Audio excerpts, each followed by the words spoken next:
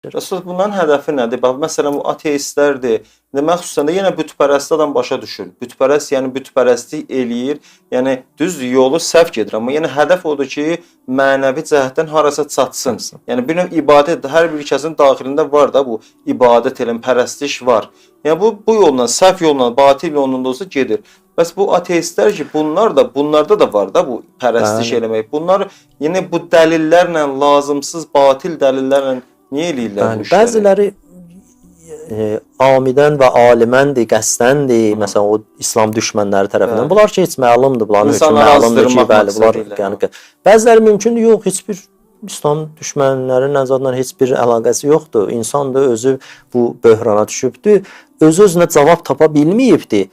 Başlayır özünün o mövcud durumuna, öz halına. İstəyir dəlil gətirsin, istəyir insanlar içində biz necə deyərik, vəcih bir insan olsun, hörmətli bir insan olsun. Kimsə buna yuxarıdan aşağı getməsin, öz əqidəsinin, öz olduğu o mövcud əqidəyə ki, sahibdir, olduğu duruma, öz halına istəyir digərlərinə ki, hey çalışır, vuruşur, əlləşir ki, Quran məsələn səhv yazılıb, burada nə bilim bu səhvdir, bu belədir, Peyğəmbər burada necə, hərə bir cür ki, istəyir özünü ispat eləsin həqiqətdə. Yəni bu da bir nəfsani bir halətdir, şəhvani bir halətdir.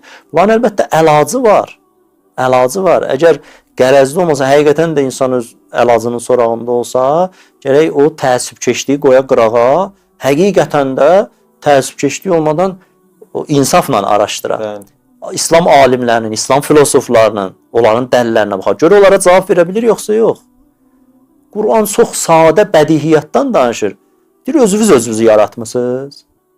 Bismillah, nə cavabım var? Cavab ver. Özünüzü yaratmır. Hər bir insan fitrətən öz vicdanı yanında etiraf eləyir. Necə olur ki, o aləmdə deyirlər, o nəzm, intizama baxırlar ki, aləmdə nəzm var. Bu qədər aləm, o bəzən misal olar ki, məsələn, evin lazım olan bir dənə evi tikmək üçün lazım olan, məsələn, bunun suyudur, nə bilim, dəmiridir, taxtasıdır, simentidir. Yığalar yuxarı bir dənə vertolyotdan böyle hamısını bir dəfəlik tökələr yerə. Görək bu öz-özünə bu ev tikiləcək, yoxsa yox. Tarixi məlum deyil, min illərdir. Necə olur bu varlıq aləmi nizamla hərəkət edir.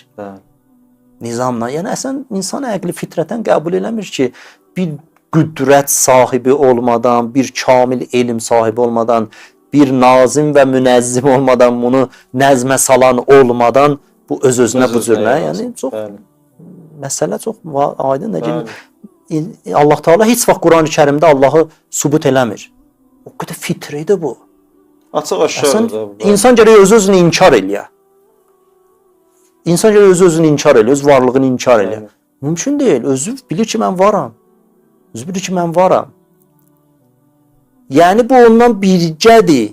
Əsən ayrılmaz bir şeydir. Fitrət, Allah deyir, mən nəfəxtu fihi min ruhi.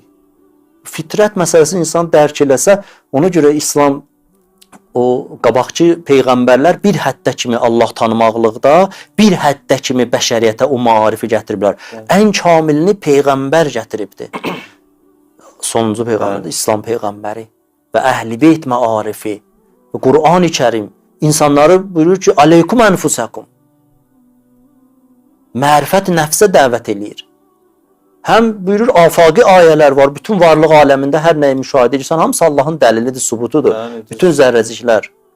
Buyurur, Allahın aləmdə nə qədər ayəsi var, buyurur, Allahın o aləmdə olan zərrələrin sayı qədər Allahın ayələr var. Bu maddə, amma Allah Teala deyir, bunlardan istifadə elə düzdür. Bunlar da hamısı güzgüdür, məni görsədir, ayədir.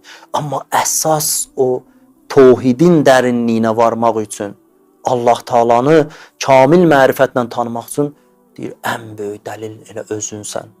Öz həqiqətindir. Ey insan, səndən böyük ayə mən yaratmamışam.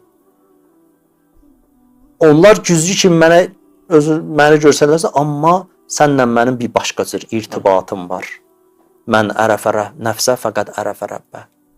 Qabaqçı söhbətlərində demişəm, pillə kimi deyil, bunu insan nəfsinin həqiqətini kəşf eləyəndən sonra Allah tanısın. Yox, elə onu kəşf eləmək mən ərəfə nəfsə fəqət ərəfə rəbbə.